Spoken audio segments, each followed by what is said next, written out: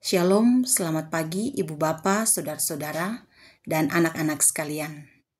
Semoga sehat selalu dan bahagia bersama dengan keluarga.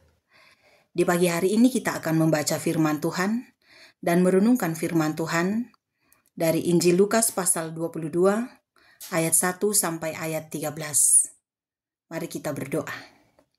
Kami menghampiri kekudusan-Mu ya Tuhan, mengucap syukur kepadamu untuk kasih setiamu yang sungguh kami nikmati dalam seluruh hidup kami. Kami boleh bangun dari istirahat kami dan menerima berkat yang baru dari Tuhan. Pada saat ini kami akan membaca firman-Mu, juga kami akan merenungkan firman-Mu. Dalam tuntunan kuasa Roh Kudus, kiranya kami boleh memahami dan melakukan seturut kehendak Tuhan. Ampunilah segala dosa kami ya Tuhan. Di dalam nama Yesus Kristus kami sambut firman-Mu. Amin. Injil Lukas pasal 22 ayat 1 sampai 13 berbunyi demikian. Hari raya roti tidak beragi yang disebut Paskah sudah dekat. Imam-imam kepala dan ahli-ahli Taurat mencari jalan bagaimana mereka dapat membunuh Yesus, sebab mereka takut kepada orang banyak. Maka masuklah iblis ke dalam Yudas yang bernama Iskariot, seorang dari ke-12 murid itu.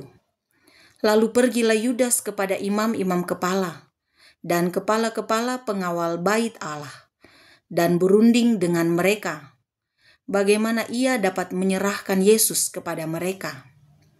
Mereka sangat gembira dan bermupakat untuk memberikan sejumlah uang kepadanya.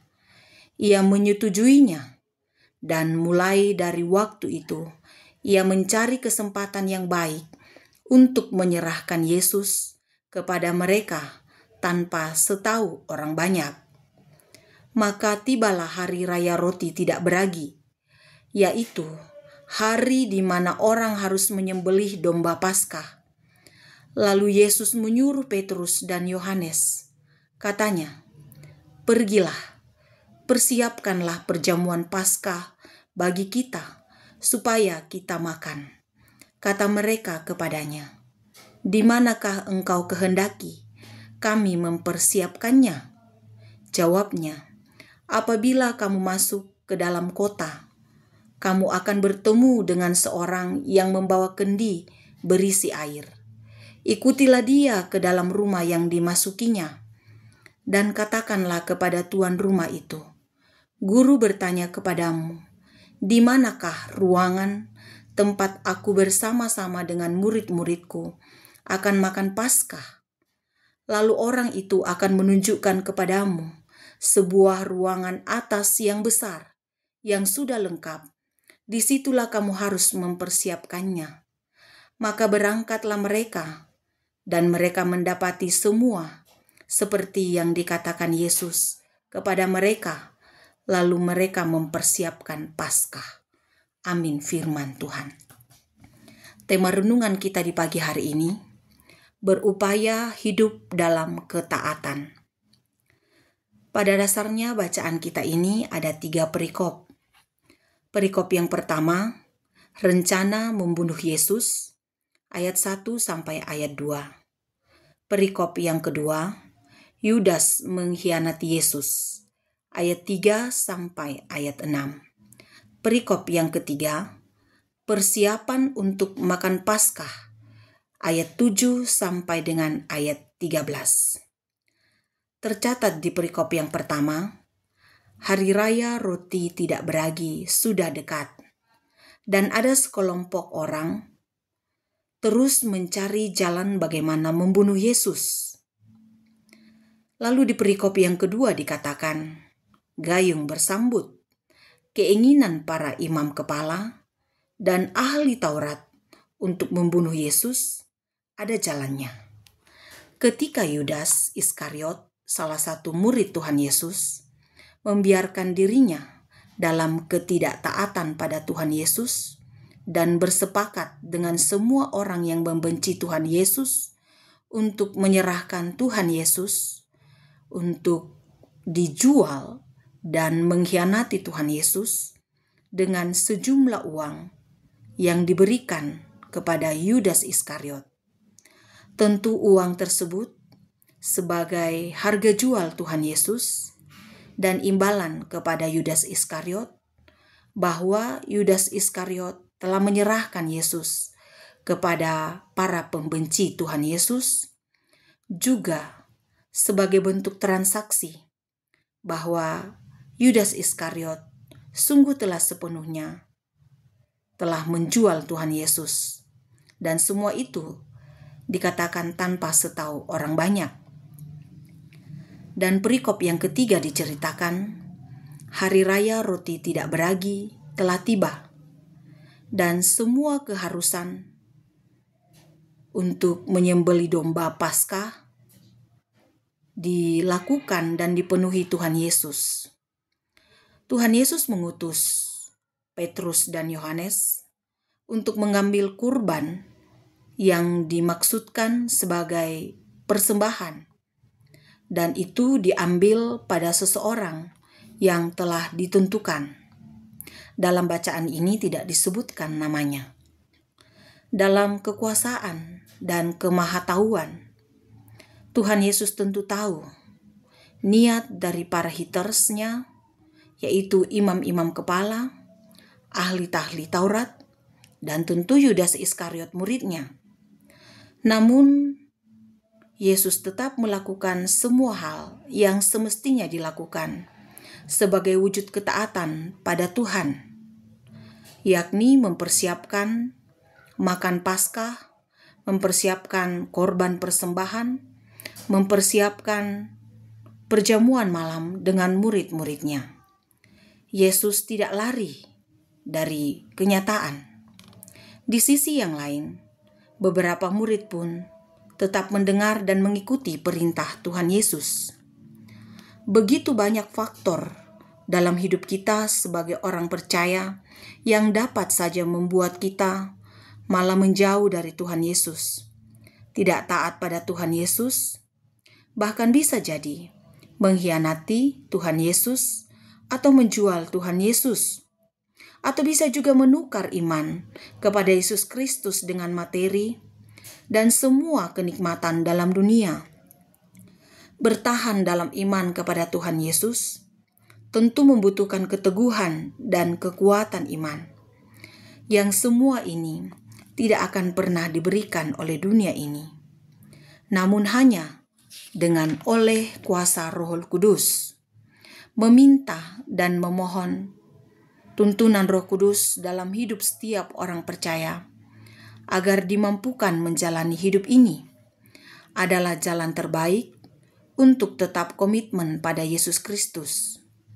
Kita tidak pernah tahu jalan hidup kita akan seperti apa. Bisa jadi kita seperti para imam kepala dan ahli Taurat yang membenci Tuhan Yesus. Bisa jadi kita seperti Yudas, yang adalah salah seorang dari murid Tuhan Yesus atau pengikut Tuhan Yesus, namun akhirnya berkhianat dan menjual Tuhan Yesus. Atau bisa jadi kita tetap bertahan dalam pencobaan dan terus menyatakan ketaatan seperti Yesus dan murid-murid yang lain yang mengikuti petunjuk dari Tuhan Yesus ketika Tuhan Yesus menyuruh mencari dan menemui seseorang yang akan menyediakan korban persembahan dan menyiapkan makan Paskah antara Tuhan Yesus dan murid-muridnya. Mari saya mengajak kita sekalian di Minggu Palmarum pada saat ini, di Minggu Prapaskah yang ke-6, pada saat ini, kita berarak bersama-sama untuk menikmati hidup dalam Tuhan Yesus. Bukan hanya dalam kesenangan saja, namun belajar menikmati kesengsaraan dalam penyerahan yang teguh padanya. Kesengsaraan karena iman tentu berbuah sukacita. Dan karena itu, salah satu hal yang sangat penting dimiliki oleh anak-anak Tuhan adalah ketaatan, ketekunan, komitmen, konsistensi. Hidup mengacu pada Tuhan saja. Meski apapun godaan yang datang atau tantangan hidup yang begitu berat. Niscaya, setiap orang yang bertahan akan menikmati damai sejahtera bersama dengan Yesus Kristus, Tuhan kita. Amin. Mari kita berdoa. Ya Tuhan, firman-Mu adalah pedoman bagi seluruh kehidupan kami untuk memahami apakah yang Tuhan mau kami lakukan dalam seluruh hidup kami. Kami sungguh menyadari hidup kami terbatas. Kami sungguh menyadari hidup kami lemah, banyak yang tak mampu kami lakukan. Namun kami belajar dari firman-Mu bahwa dalam ketaatan Yesus menyediakan segala yang terbaik. Maka ajarilah kami dan mampukan kami untuk terus bertahan kepadamu dalam berbagai pencobaan, dalam berbagai gumul dan juang hidup kami. Kiranya kami dimampukan dengan kuasa Roh Kudus, hidup dalam kuasa dan kasih-Mu, dan boleh terus berjuang sesengsara apapun seluruh hidup kami. Bapa di surga, kami datang padamu mendoakan setiap umat-Mu dalam keberadaan masing-masing. Yang sakit kiranya Tuhan pulihkan. Yang berduka kiranya Tuhan kuatkan dan hiburkan. Yang ada dalam kelemahan tubuh bersama dengan keluarga, kami serahkan padamu. Kiranya senantiasa saling berbagi kasih sayang satu dengan yang lain. Yang boleh menikmati usia karunia Tuhan, kiranya disempurnakan sukacita yang dialami. Yang ada dalam gumul dan juang yang begitu berat, kiranya dikuatkan dan terus berserah kepadamu. Dalam usia yang telah lanjut, kiranya senantiasa dinaungi dengan kuasa dan kasih-Mu. Kami juga berdoa kepadamu Tuhan, untuk persiapan kami dalam melaksanakan setiap perayaan hari besar agama. Kiranya kami dimampukan, dikuatkan, disehatkan. Kami berdoa untuk pemerintah kami, sukacita senantiasa dihadirkan dan boleh memimpin kami ke jalan yang Tuhan kenan. Kasihilah kami dan sertai kami Tuhan. Layakkan kami menghampiri kekudusan-Mu. Ampunilah segala dosa dan kesalahan kami. Di dalam nama Tuhan Yesus Kristus kami berdoa kepadamu. Amin. Selamat beraktivitas, Ibu, Bapa, Saudara-saudara, dan anak-anak sekalian. Tuhan Yesus memberkati kita.